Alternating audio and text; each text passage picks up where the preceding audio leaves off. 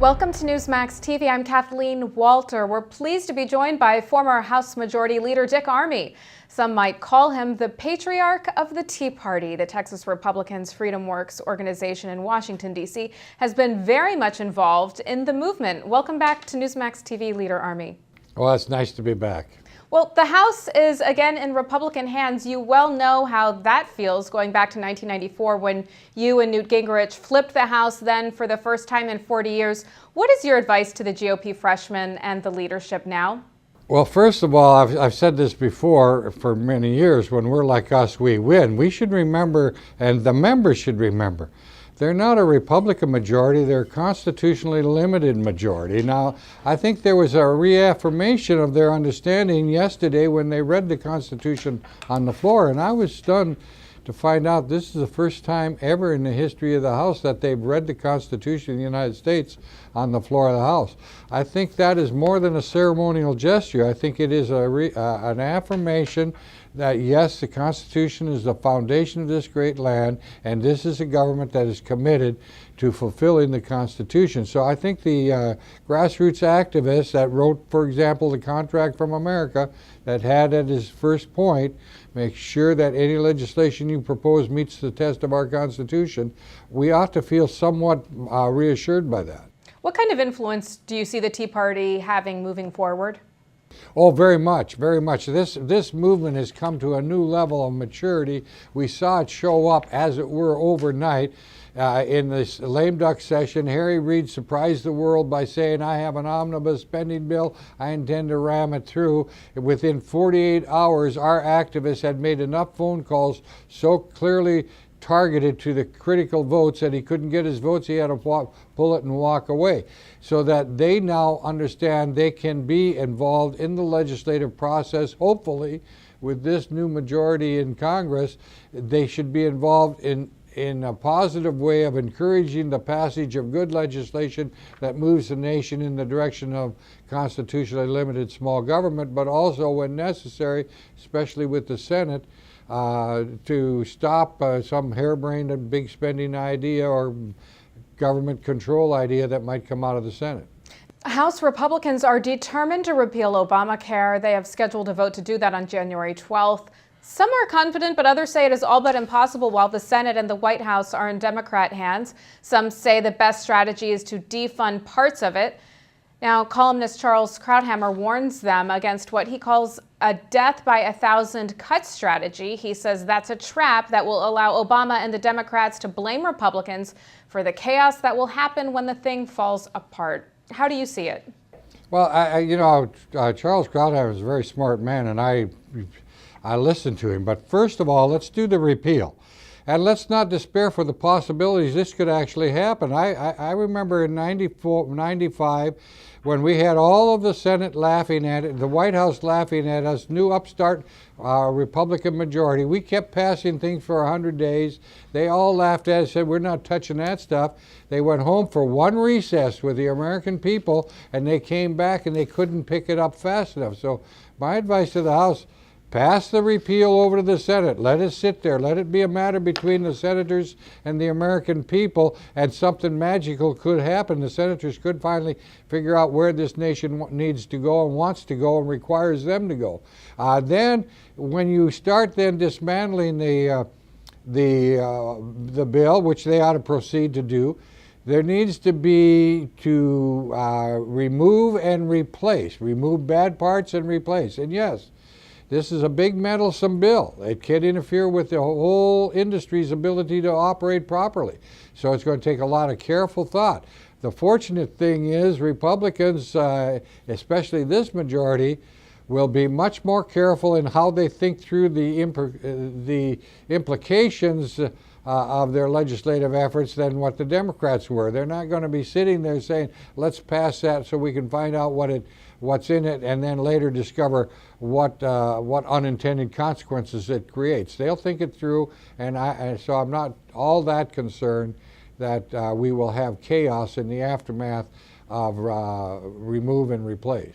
Now, the Congressional Budget Office says repealing the health care law will add $230 billion to the deficit over 10 years. What do you say to that?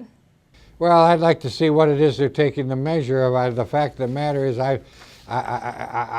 believe that there's a short-run revenue impact, that of course revenue loss impact from the taxes they were going to impose and so forth. But the fact of the matter is, this is destructive to a critically important industry of the American economy.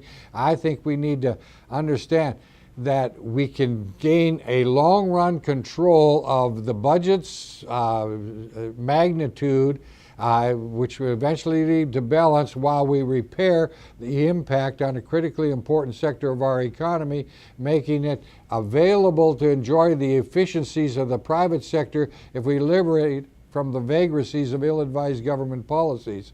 So I would not be deterred by this short-run evaluation of the Congressional Budget Office. Now, former House Speaker Nancy Pelosi says she intends to win the House back for Democrats. Yet in voting for the new speaker this week, 19 Democrats did not vote for her. That is the worst showing for a party's nominee in more than 80 years. How much clout do you think that she'll have as minority leader now? Well, I don't think she's going to have very much clout. First of all, the size of the Republican majority is definitive, and in the House the rules prevail, and the rules are determined by the majority. So it's not like the Senate where a handful of people can hold something up.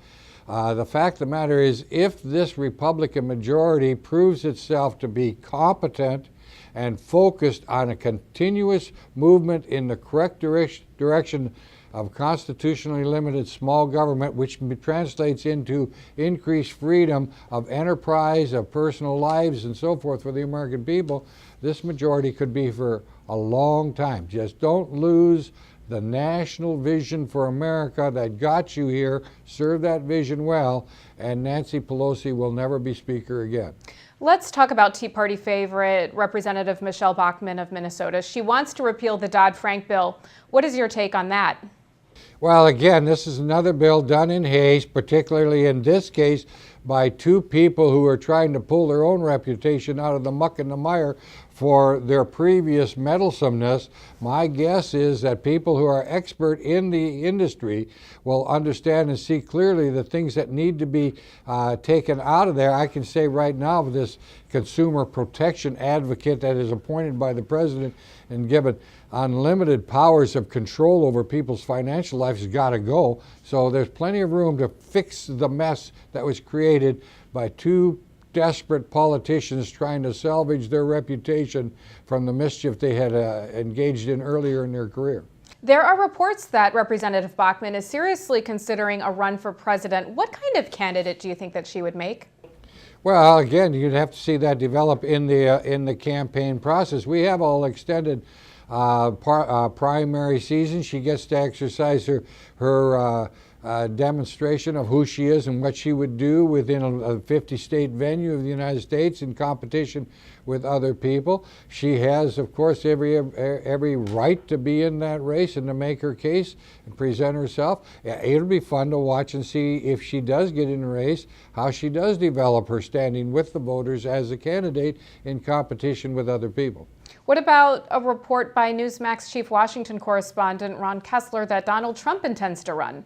Again, he's a citizen of the United States. He's a man of some recognition and standing with people. There's some regard and respect for what they think of as his level-headedness.